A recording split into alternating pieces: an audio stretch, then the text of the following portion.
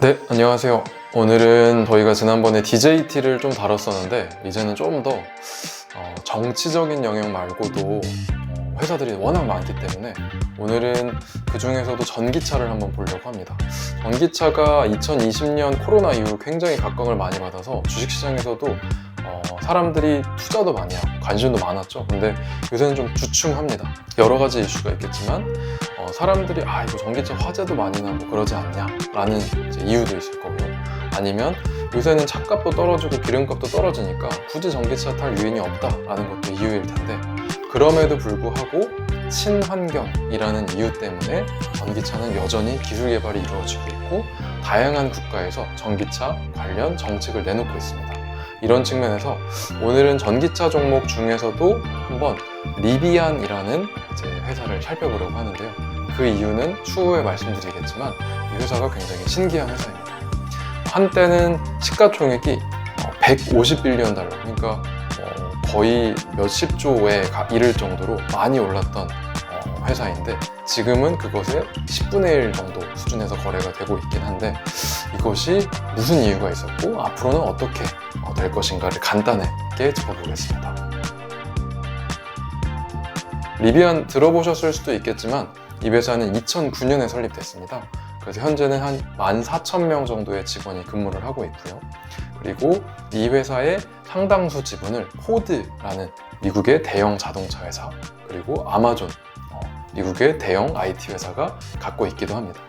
이 회사를 설립한 사람은 스캐빈저라는 친구인데 MIT에서 자동차로 박사를 딴 사람입니다.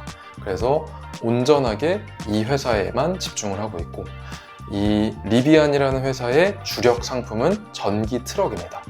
테슬라는 전기 승용차를 많이 만들죠. 물론 사이버 트럭도 있고 하지만 이 리비안은 거기와는 결을 달리해서 우리는 좀 더 실무에 배치가 될 수 있는 차량, 그 중에서도 전기를 덜 쓰고 내연기관차와 다르게 좀 더 안전하고 오래가는 차를 내놓겠다 해서 전기 트럭만 집중을 하고 있는 상황입니다.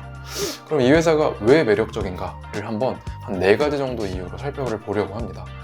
지금 보이시는 이 사진이 리비안, 이 회사에서 나온 R1T, R1S라는 차량입니다.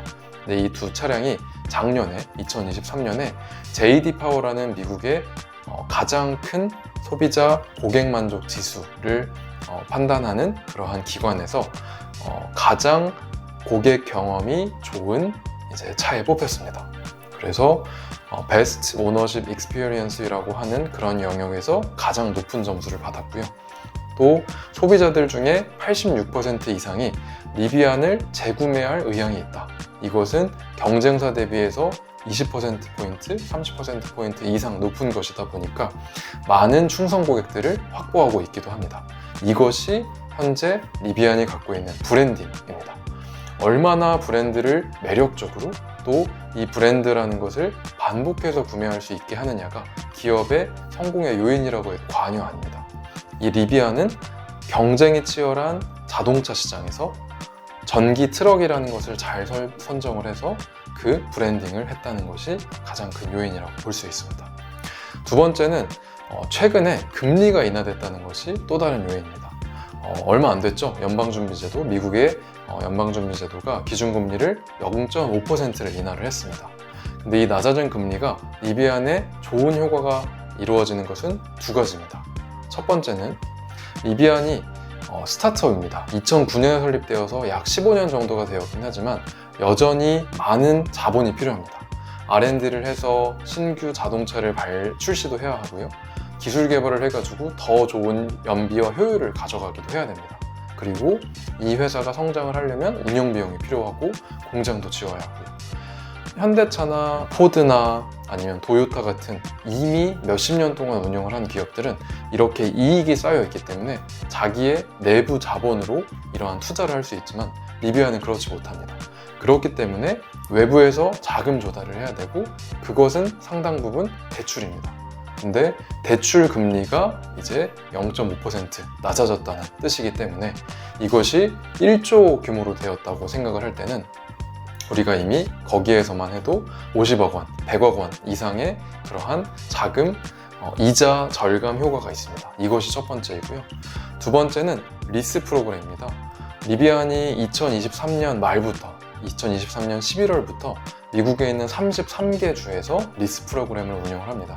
아무래도 전기 트럭이 비싸기 때문에 모든 돈을 주고서 이것을 사기는 굉장히 부담스럽고요.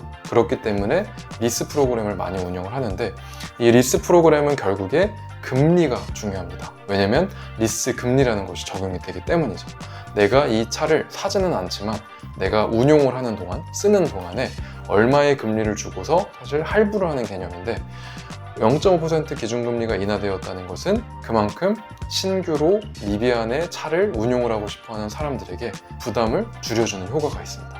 가격 매력도가 낮아지는 효과도 있겠죠. 그래서 연준의 금리 인하가 굉장히 큰 모멘텀이 될 수 있다. 세 번째는 이제 대기업과의 협업입니다. 근데 이 대기업과의 협업도 크게는 두 가지로 나눌 수 있는데요. 첫 번째로는 폭스바겐이라는 회사 다 아시죠? 독일에 있는 굉장히 큰 회사이고, 이 회사와 대규모 계약을 맺었습니다. 그래서 최대 50억 달러, 50억 달러면 약 6조가 넘는 7조에 달하는 이제 큰 규모의 계약인데요. 리비안은 자사의 하드웨어, 즉 이 전기 트럭을 만드는데 외관을 어떻게 할 것이고, 그리고 기술 플랫폼, 전기차는 전기로 구동이 되기 때문에 효율을 어떻게 하고, 또 열을 어떻게 관리를 해서 이 뜨거워지는 것을 방지하고, 또 연비를 어떻게 낮출까, 이것이 가장 큰 고민입니다. 근데 이 기술 플랫폼을 두 가지 다 폭스바겐에게 공급하는 계약을 체결을 했습니다.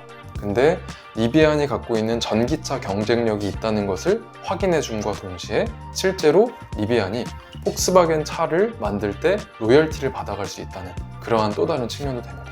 그렇기 때문에 굉장히 중요한 것이고요. 두 번째로는 아마존이라는 회사 다 아시죠? 아마존이 미국뿐만 아닌 전 세계에 배송을 많이 합니다. 근데 그 배송의 도구인 전기 트럭 그리고 밴을 리비안 것을 쓰게 됩니다. 그래서 2030년까지 아마존은 리비안에게서 약 10만 대 정도의 전기 밴을 공급을 받게 계약이 체결이 되고 있고, 추가로 이 독점 계약, 원래는 리비안은 무조건 아마존에만 공급을 해야 했습니다. 근데 작년 말, 2023년 말에 이 독점 계약이 끝났습니다. 아마존은 무조건 10만 대를 리비안에게 사는 것은 정해져 있지만, 이제 올해 2024년부터 리비안은 다른 회사에도 자사의 전기 트럭이나 밴을 공급을 할 수가 있다는 겁니다. 그 첫 번째 독점 계약 후의 고객이 AT&T라는 미국의 거대 통신사가 첫 번째 계약이 되었고요. 두 번째, 세 번째 고객들은 계속해서 나올 예정입니다. 이것을 통해서 결국 리비안은 자사의 전기 트럭, 전기 밴의 매출을 늘려갈 수 있는 그러한 기회를 얻게 됩니다. 대기업과의 협업까지 해서 총 3가지가 현재 리비안이 얼마나 매력적으로 공급을 하고 있고 또 사업을 해나가고 있는지에 대한 부분이고요. 현재 약 1년 동안 우리가 2024년 초 이후로 리비안의 주가가 약 40% 정도가 하락한 상황이긴 합니다. 하지만 기술적인 측면으로도 현재 너무 많이 판 지점에 가까워 있고, 우리가 대기업과의 협업, 그리고 금리 인하, 그리고 브랜딩에 따른 많은 고객들로부터의 좋은 평가 등은 현재 리비안의 주가를 다시 한번 상승시킬 수 있는 요인이 되게 됩니다. 그렇기 때문에 우리가 이것들을 잘 판단을 해서 리비안 그리고 전기차 회사에 대해서 분석을 하고 이 주식에 대한 투자를 고민하셨으면 좋겠습니다. 궁금하신 점 그리고 또 컨텐츠로 보시고 싶은 부분은 댓글로 남겨주시면 그 부분에 대해서도 소통을 하도록 하겠습니다. 감사합니다.